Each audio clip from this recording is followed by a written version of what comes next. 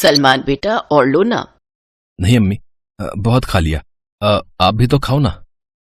नहीं बेटा, मुझे भूख नहीं है, मैं बाद में खाऊंगी। मुझे तो बहुत भूख लगी है। जो भी नहीं खा रहा है वो मुझे दे दो अपने हिस्से का। क्या बढ़िया सब्जी बनाई है आपने अम्मी। जी करता है आपके हाथ ही खा जाऊं। हाँ ले, खा जा मेरा हाथ, और फिर कल क्या मैं पैरों से खाना बनाऊंगी? रुखसाना की इस बात पर उसके दोनों बेटे जोर जोर से हंसने लगे। रुखसाना के पति का कई साल पहले इंतकाल हो गया था। वो अपने पीछे रुखसाना और दो बेटों सलमान और जीशान को छोड़ गए थे। रुखसाना ने बड़ी मेहनत करके अपने दोनों बच्चों को पढ़ाया लिखाया था। सलमान एक प्राइवेट कंपनी में क्लर्क था और छोटा बेटा जीशान अभी कॉलेज में पढ़ रहा था। खाना हो जाने के बाद रुखसाना ने अपने बड़े बेटे सलमान से कहा, अरे बेटा सलमान। जी अम्मी। वो तेरी गाजियाबाद वाली खाला का फोन आया था। अच्छा शम्मी खाला, क्या कह रही थी? तेरे लिए एक लड़की बताई है उन्होंने। कह रही थी कि उनकी भाभी की लड़की है, बहुत ही समझदार और खूबसूरत है वो। क्या नाम बताया था शम्मी ने उसका? हाँ नस्मा। मैं बोल रही थी कि तुम छुट्टी ले लो एक दिन की, तो जरा लड़की देख आते हैं। ठीक है अम्मी, जैसा आप कहें। वैसे भी बहू आ जाएगी तो आपको राहत मिलेगी। अभी घर का सारा काम आप ही को करना पड़ता है। हाँ, अम्मी का नाम लगा दो। अम्मी को क्या हुआ है, वो तो बिल्कुल दुरुस्त है। आप ही के मन में लड्डू फूट रहे हैं भाभी का नाम सुनकर। हाँ। रुक तो अभी बताता हूं तुझे, बदतमीज कहीं का। आओ आओ, पहले पकड़ के तो दिखाओ भाईजान। ओके अम्मी बाय। जीशान ने अपना बैग उठाया और सीधा कॉलेज के लिए भाग गया। उसकी इस हरकत से सलमान शर्म से पानी हो गया और रुखसाना जोर जोर से हंसने लगी।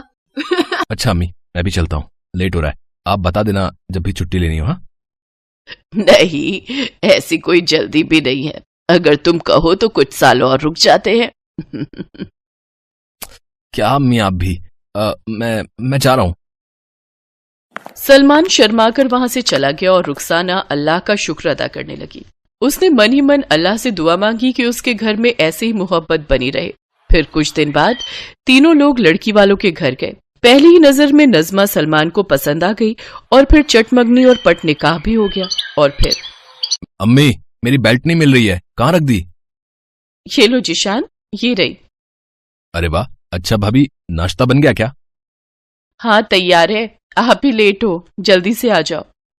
क्या बात है भाभी, यू आर टू गुड। काश मुझे भी आप जैसी कोई लड़की मिल जाए तो जिंदगी संवर जाए मेरी भी। नज़मा वाकई बहुत ही समझदार और अच्छी लड़की थी। उसने बहुत जल्दी पूरा घर संभाल लिया और सभी उससे बहुत खुश थे। फिर कुछ दिनों के बाद बकरीद आ गई। बेटा सलमान, अल्लाह के करम से सब ठीक ठाक चल रहा है, तो कुर्बानी के बारे में क्या सोचा है? जी अम्मी, मैं छुट्टी वाले दिन बकरा खरीद लाऊंगा। सुनिए, अब वो एक बात कहनी थी। हाँ कहो ना। वो हमारे चाचा है ना, वो बकरियां पालने का काम करते हैं, तो अगर आपको बेहतर लगे तो आप उनसे ही खरीद लीजिए। वो आपको वाजिब दाम में अच्छा बकरा दे देंगे। ये तो अच्छी बात है। ठीक है सलमान बेटा, तुम नज़मा को भी अपने साथ ले जाना, इस बहाने वो अपने घर भी घुमाएगी। ठीक है अम्मी। कुछ दिन बाद सलमान नज़मा को लेकर अपनी ससुराल गया और वहां पर उसके चाचा से बकरा खरीद लाया। बकरे की कुर्बानी हुई और फिर घर पर मटन बना। मजा ही आ गया अम्मी। आह, इस बार मटन तेरी भाभी ने बनाया है। क्या बात है, माशा अल्लाह। भाभी, मुझे तो लगा कि अम्मी ने बनाया है। हाँ, वो सारे मसाले और बनाने का तरीका मैंने अम्मी से ही पूछा था ना, इसलिए। यार भाभी, आप कहाँ सलमान भाई के चक्कर में पड़ गई? कसम से, मुझे पता होता ना कि आप इतनी अच्छी हो तो मैं इन्हें कहीं बांध के ना खुद आपसे निकाह पढ़ लेता। जिशान की बात पर सलमान उसके कान खींचने लगा। तभी दरवाजे की घंटी बजी। जिशान, दरवाजा खोलो, देखो शायद फकीर बाबा आए होंगे। जी अम्मी। भाई अब तो मेरा कान छोड़ो। अस्सलाम वालेकुम। वालेकुम अस्सलाम। कैसे हो छोटे मियाँ? जी मैं ठीक हूं, आइए तशरीफ लाइए।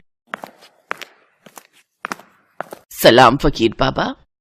खुश रहो मेरी बच्ची। और घर गृहस्थी कैसी चल रही है? सब अल्लाह का करम है बाबा। बहू क्या बेटी आई है, मेरा तो घर संवार दिया है इसने। बहुत अच्छी बात है, अल्लाह का करम बना रहे। रुखसाना के घर जो फकीर बाबा आए थे वो कई सालों से हमेशा बकरीद के दिन ही आते थे और फिर रुखसाना के घर से कुर्बानी के बाद बना गोश्त खाकर जाते थे। उस दिन भी उन्होंने खाना खाया और फिर ढेर सारी दुआएं दी। अच्छा लगा तुम्हारी खुशियां देखकर बेटी। पर इम्तिहान आने वाला है, दिल मजबूत रखना। फकीर बाबा ये बात कहकर वहां से चले गए और रुखसाना को गहरी उलझन में छोड़ गए थे। फिर एक दिन नजमा को जिशान के कमरे की सफाई करते हुए उसके तकिए के नीचे से एक लड़की की फोटो मिली और फिर, जिशान मियां, बताएंगे जरा ये कौन सी हूर की फोटो तकिए के नीचे छिपाए बैठे हो? भाभी इधर दो।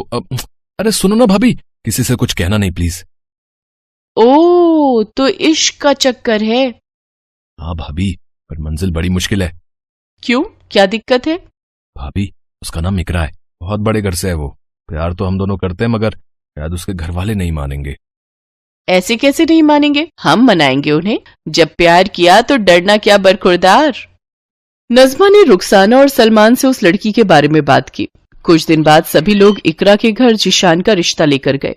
इकरा वाकई बहुत अमीर घर से थी, इसीलिए इकरा के अब्बा इस रिश्ते से खुश नहीं थे। लेकिन इकरा की जिद के आगे उन्हें झुकना पड़ा और फिर जिशान और इकरा का निकाह हो गया। अब तो रुखसाना और भी खुश थी, उसका परिवार पूरा हो गया था। लेकिन साथ ही इम्तिहान की घड़ी भी आ गई थी। जिशान, आपके घर काम वाली नहीं है क्या? नहीं तो फिर घर के सारे काम कौन करता है? भाभी और अम्मी मिलकर कर लेती हैं। तो इसका मतलब ये तो नहीं ना कि मुझे भी घर का काम करना पड़ेगा? इकरा, थोड़ी बहुत मदद कर दिया करना। भाभी और अम्मी बहुत अच्छी हैं, वो खुद ही तुमसे ज्यादा काम नहीं करवाएंगी, तुम फिक्र मत करो। इकरा ने जिशान से तो इसके बाद कुछ नहीं कहा, लेकिन उसने वाकई घर के किसी काम को कभी हाथ नहीं लगाया। हालांकि नजमा और रुखसाना ने कभी इस बात का बुरा भी नहीं माना।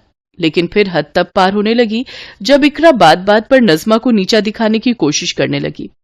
वो बातों बातों में अपने अमीर मायके का बखान करती और नजमा को नीचा दिखाने की कोशिश करती।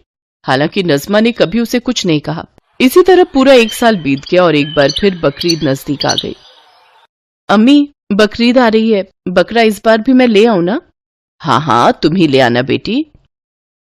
रुखसाना और नजमा की बात सुनकर इकरा को लगा कि उनके घर कुर्बानी के लिए बकरा नजमा के घर से आता है और उसे ये बात मंजूर नहीं हुई। उसने फौरन अपने अब्बा को फोन लगाकर कहा, अब्बा, पूरे 4 बकरे खरीद कर भेज दीजिए और सुनिए, चारों एकदम तगड़े होने चाहिए। बकरीद पर नजमा के घर से आए बकरे की कुर्बानी हुई, लेकिन तभी 2 कसाई अपने साथ 4 बकरों का गोश्त लेकर रुखसाना के घर आ गए।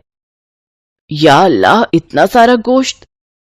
लीजिए अम्मी, आपकी छोटी बहू ने 4-4 बकरों की कुर्बानी की है। मोहल्ले में आपकी शान बढ़ गई। अरे, सभी को पता चलना चाहिए कि आपने किस खानदान से रिश्ता जोड़ा है। पर बेटी, इतने गोश्त का हम करेंगे क्या? अब दावत करेंगे और क्या, और अगर फिर भी नहीं निपटा तो फिकवा देंगे। घमंड से चूर इकरा की बातें सुनकर रुखसाना और नजमा खामोश रह गए। वो दोनों इकरा से बहस नहीं करना चाहते थे। हक अल्लाह! अरे, फकीर बाबा आ गए। सलाम बाबा। खुश रहो बेटी, और सब बढ़िया? जी, आप बैठिए, मैं दस्तरखान लगवाती हूँ। नजमा ने फकीर बाबा के लिए खाना परोसा। तभी इकरा भी वहां अलग से खाना लेकर आई। सलाम बाबा, इसे भी खाकर देखिए ना, ये मैंने कुर्बानी करवाई है, अब अलग से पूरे 4 बकरों की। बाबा, ये मेरी देवरानी है, इकरा। माशाअल्लाह, खुश रहो बेटी। तो चलो, आज पहले छोटी बहू का बनाया खाना चख कर देखते हैं। जैसे ही फकीर बाबा ने इकरा के खाने का एक निवाला लिया, उसे सूंघा तो फौरन उसे वापस रख दिया। क्या हुआ बाबा? मैं ये नहीं खा सकता, ये जायज कुर्बानी का नहीं है। मतलब? पर ये तो हलाल है। हलाल होगा, पर इसमें से घमंड, जलन और दिखावे की बू आ रही है। ये कुर्बानी जायज नहीं मानी जाएगी। कैसी बातें कर रहे हैं आप? अरे, 4-4 बकरों की कुर्बानी की है मैंने। है किसी में दम जो इतना खर्च कर सके? तो तुम्हें हकीकत दिखानी ही पड़ेगी। फकीर बाबा ने एक प्लेट में 2 बोटियां रखी, एक नजमा के खाने से और एक इकरा के बर्तन से। फिर उन्होंने एक दुआ पढ़ी और जैसे ही उन्होंने उन दोनों बोटियों पर फूंक मारी, नजमा के खाने का निकला टुकड़ा वैसे का वैसा ही रहा, लेकिन इकरा के बर्तन से निकला गोश्त का टुकड़ा कोयला बन गया। ये देखकर वो चौंक गई और उसकी आंखों में आंसू आ गए। ये कैसे हुआ? ये नहीं, इसका मतलब मेरी कुर्बानी अल्लाह ने कबूल नहीं की। नहीं, क्योंकि तुमने जायज कुर्बानी की ही नहीं, लेकिन तुम चाहो तो अब कर सकती हो। अपने घमंड और दिल के मैल को कुर्बान कर दो, तो ये कुर्बानी बिल्कुल जायज होगी। इकरा को फकीर बाबा का इशारा समझ आ गया था। उसने सबसे पहले नजमा से और फिर रुखसाना से माफी मांगी। इसके बाद से इकरा बिल्कुल बदल गई और नजमा की तरह बनने की कोशिश करने लगी।